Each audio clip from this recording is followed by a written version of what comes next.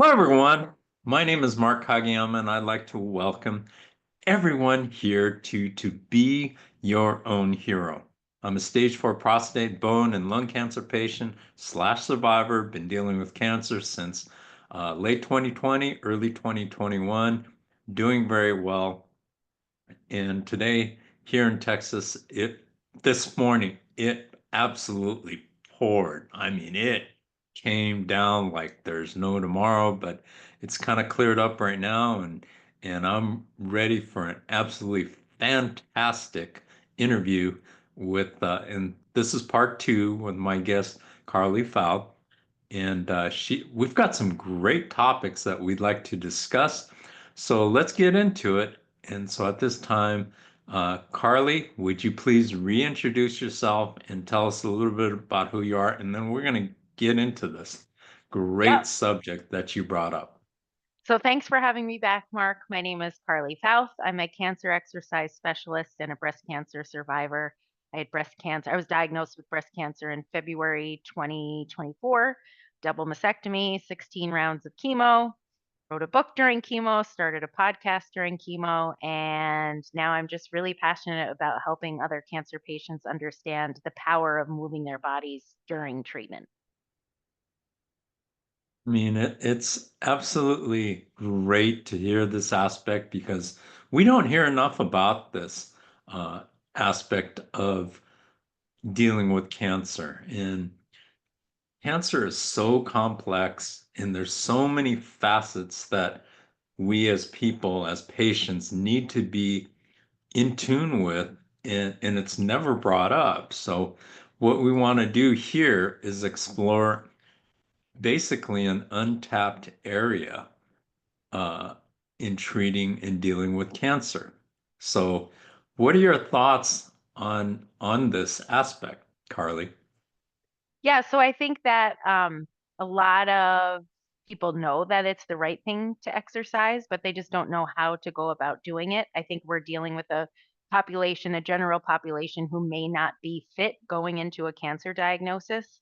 And as you know, and I know, when you get that diagnosis, there are so many things you're thinking about that adding one more thing to your plate is just something that can almost make you feel like it's too much. So I do believe that um, doctors are should not be responsible for talking about everything with their patients, because when you think about it, they only have a certain amount of time. They need to talk about the diagnosis, the treatment, so many other things. And yes, they can say exercise is important, you should do it, but that isn't enough information to give to patients for them to feel comfortable to do it and to realize what a great tool it is in their tool belt to really help them get through the side effects of treatment, or even to help them to set them up for success in survivorship as well. I think it's important that doctors rely on a whole cancer team. So you have the nutritionist, and then you can have a cancer exercise specialist to all come in and support the patient. So everybody doesn't have to wear every hat, but I don't think it's talked about. I think it is talked about, but I don't think enough emphasis is put on the importance of exercise during cancer treatment. The research is there. I mean, all you ever hear is, yeah, you should exercise, but you take it, a number of steps further and go into it and explain it. And that's a great point. I had never thought about that. You know, the doctors are supposed to be, all knowing, and they're not. You know, Mhm. they know what they know, and they deal with what they deal with. So yeah, let's talk about that because I'm really fascinated by this. So if you could shed some light on what a cancer patient could do and should do, go ahead. Yeah. So I think that I mean, I was thinking about when I was diagnosed and then I went into treatment, and especially during the chemo I had, you have prescriptions for the things that are going to help you with the side effects of the chemo. So you have prescriptions for various steroids, for maybe a prescription for an anti-anxiety medication. I think there should be a prescription for exercise as well. I think that it is not something that has to look like a heavy hit workout. That's probably not what you will be able to do during chemo, but that doesn't mean that there's the hit workout and nothing else. There's plenty of things that you can do as far as keeping up your cardio, resistance training, and flexibility and mobility. I think focusing on those three things are really important. And I think that there should be a little more guidance. So when you go into the doctor, they could say, that here are some ideas of specific things that you can be doing during your treatment to help you feel better, to preserve muscle mass, to help protect your heart. Obviously, every case is different. Not all cancer patients are on the same rounds of treatment. Different cancers have different side effects. There's a lot of at play, but I think that's where your doctor and the cancer exercise specialist can work together to come up with a plan that works specifically for you. I also think that there are a lot of doctors out there who may not feel comfortable talking about exercise because it maybe they don't exercise themselves. So I think that's a barrier as well. So I think the first step is, so we have all this research on the importance of exercise during and after treatment, but I think there's this big gap of getting the research to the actual patient. It's great to have the research, but it really does you no good if you're not going to take the research and present it in front of the patient in a way that eliminates all barriers. So sometimes that means not putting it in the patient's lap of saying, like, here's the research, here's some exercise, you should be exercising, now go figure it out yourself. Whether it's a handout or having somebody in the chemo room with the patient or in an appointment with the patient explaining these things is hugely important. And I think that's where the system is lacking. I think there needs to be a shift. There needs to be a shift with a lot of things. Yes, 100%. What are your thoughts on, going through chemo, radiation, and cancer treatments, uh, can make a person feel sick, weak. Uh, what do you say to those people? I know that, you exercise regardless of how you felt. So what do Yep. share with your people, the people that come to you about this? So you first, for me working with my clients, I present the research, not that I'm reading off stats, but I can tell them from experience and I can tell them from the research how exercise can help them.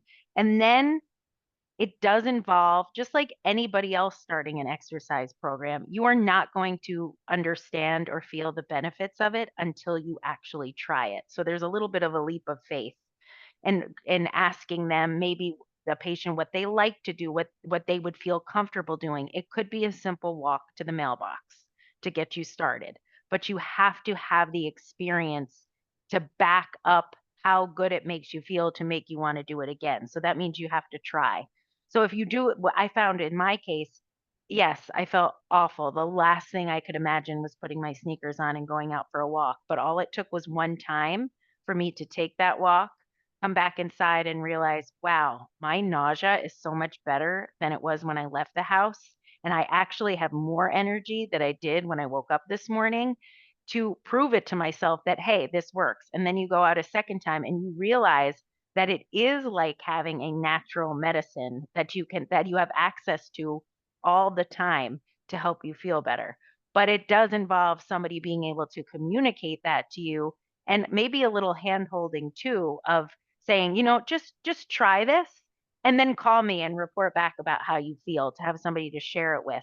I think there needs to be that communication and that accountability piece too of actually having someone to take your hand and guide you through it. Telling the patient to do it is not enough. It's almost showing them is more impactful. I've had over the years, I've had personal trainers and things like that. And when you have a personal trainer, you tend to work and try to meet their approval. So it's a good thing, it's a good thing to Yep. help you reach different plateaus and improve your conditioning. I think one of the big things with cancer is that mental thing. Hmm. I mean, how do you get people over the mental aspect of Man, I am really sick, and it's so easy not to do it.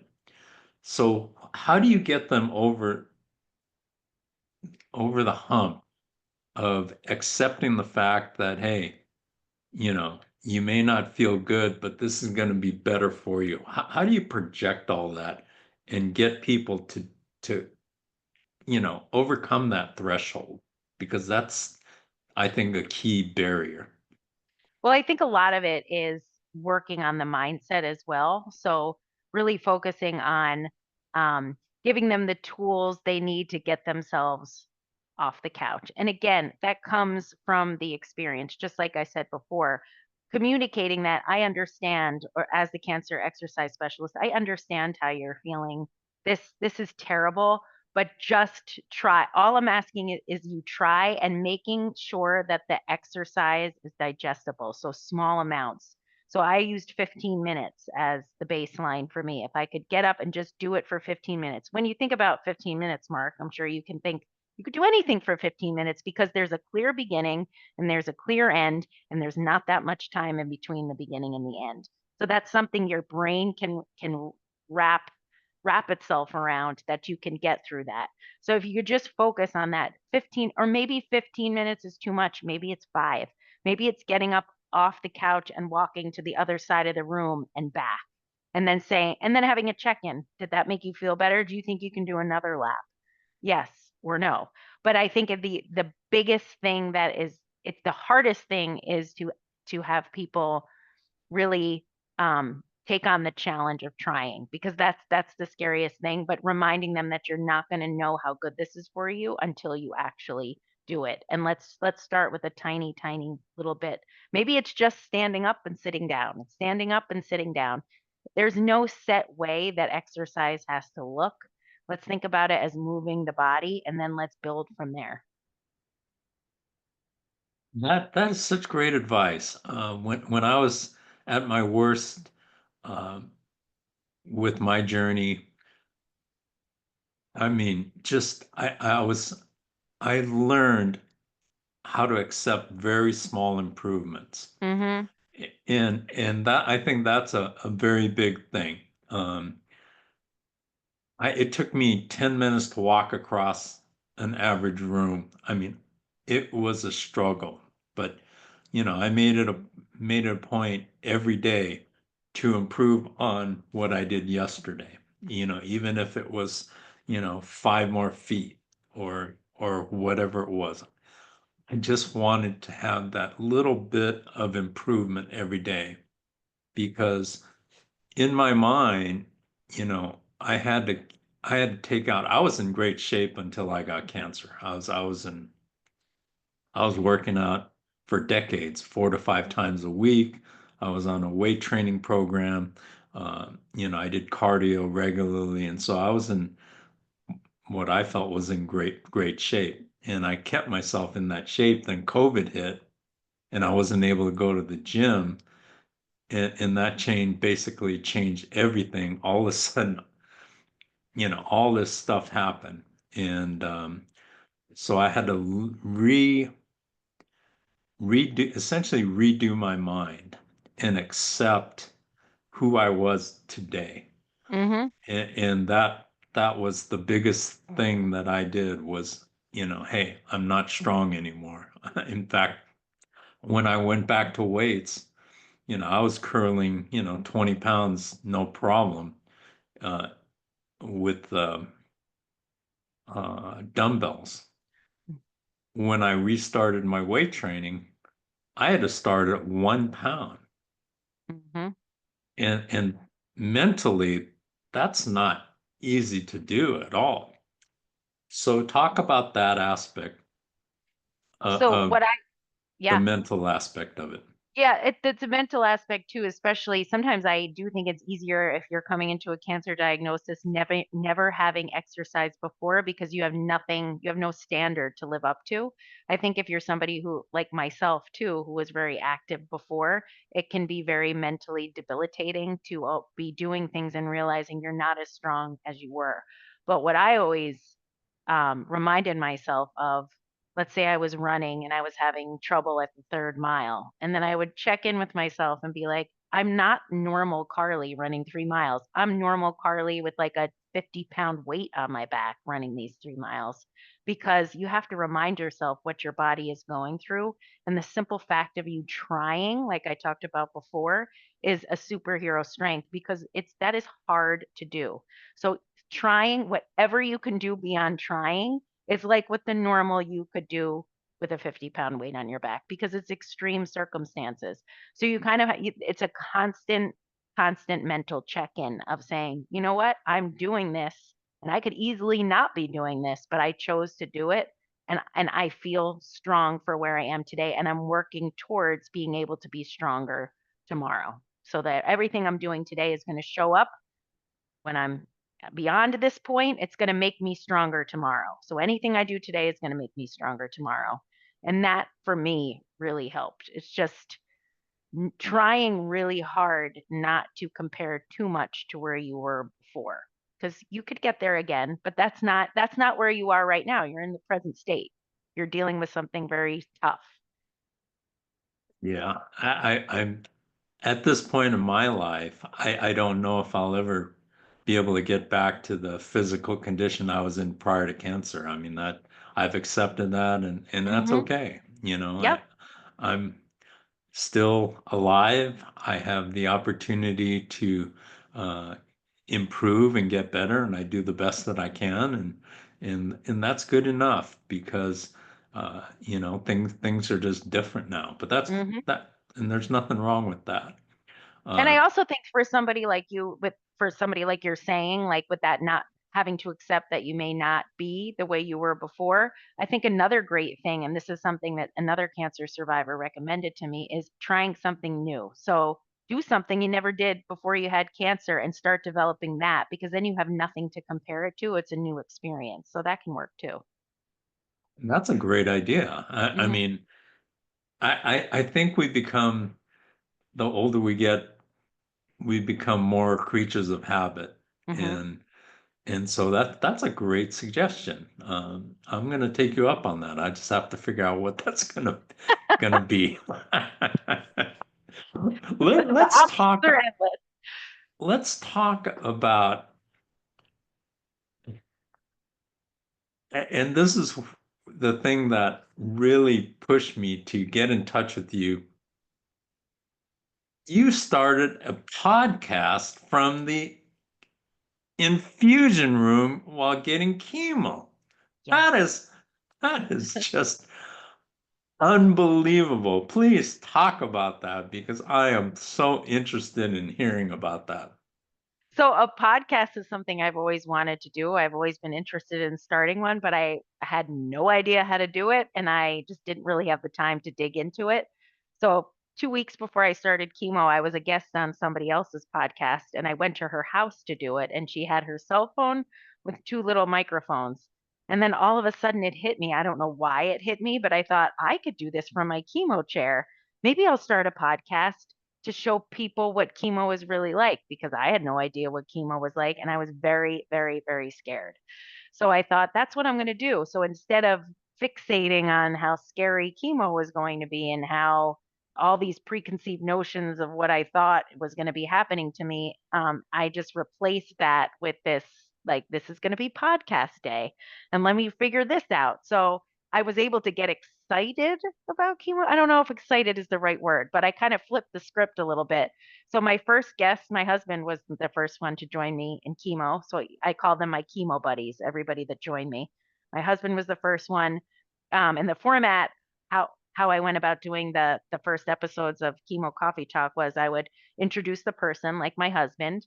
I'd give a little update on how I was doing, how I was feeling, and then I would get right into why the person that went to chemo with me was so special. Because what I started to realize when I was thinking about it was every single person that was with me in chemo had taught me something that was helping me get through that scary situation. So I talked about the thing I loved most about my husband and what he had taught me. And then I had questions for him to answer so he can kind of teach other people how to get that specific quality. So kind of teach a lesson. And that was the format of the show.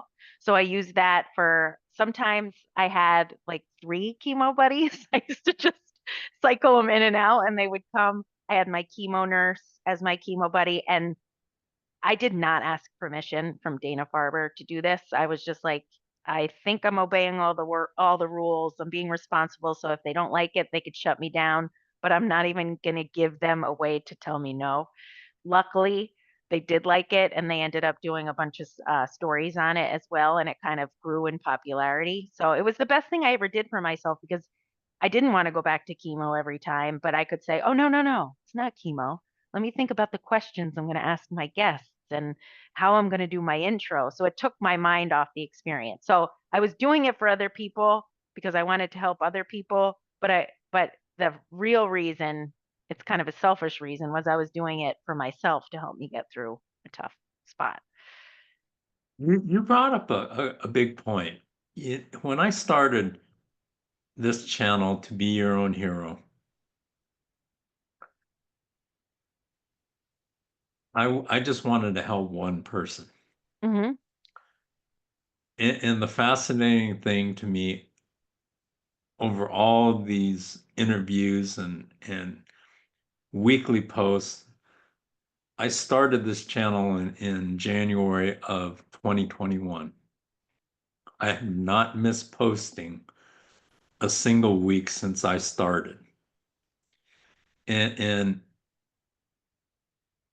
maybe a month, couple months, about a month after I started it, somebody said, "Hey, this is really great and it really helps." And so I thought, "Wow, that's really cool." But over the time, and I look back now, the person that this channel has helped the most has been me. Hmm. And I didn't realize, I mean, I just enjoy doing this and I love meeting new people and it's just been so rewarding. What have you found? I have found now that I've continued it from my kitchen, it's kind of taken on a new shape, kind of. It's still, I've really found that it's allowed me to, um, how can I say, like it, it's not an experience anybody wants to go through. And after going through it, you think the hard part is going to be actually going through the experience, getting the diagnosis, having the surgery, going through chemo. And I think you think at the end it's going to be like, oh, I'm done, all done. But I feel like there are a lot of residuals that remain in your brain and things you need to work through. So this allows me to talk. Um, Seeing a therapist is extremely important too, but it allows me to talk to other people who have been experiencing something similar, maybe who open my eyes to something new. It's allowed me to, I think, continue the conversation and really try to help people talk about things that are very difficult to talk about. And that makes me feel like I am making good on a very bad situation. So I'm still holding on to, I'm still the author of my own story. I still get to decide how this turns out and what I'm going to do with this whole experience. And I think it just helps me to continue to make lemonade out of lemons. That's what it's been doing for me. And again, like you, knowing I'm helping it at least one person makes me feel so good, but it also helps me to talk about it as well personally. Beautiful, absolutely beautiful. I have one last question for you.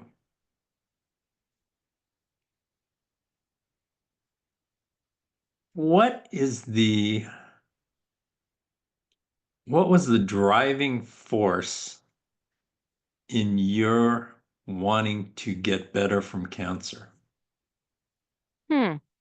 Probably, well, number one, my kids and my husband. Like that was the major driving force. Um, but also because I am a control freak and I do not like when something is put in my path that is was placed there that I had no control over, and I immediately again reframe it as an enemy. And the fact that I thought cancer maybe had an inkling that it was going to take me down, I was like, oh no, no, no, no.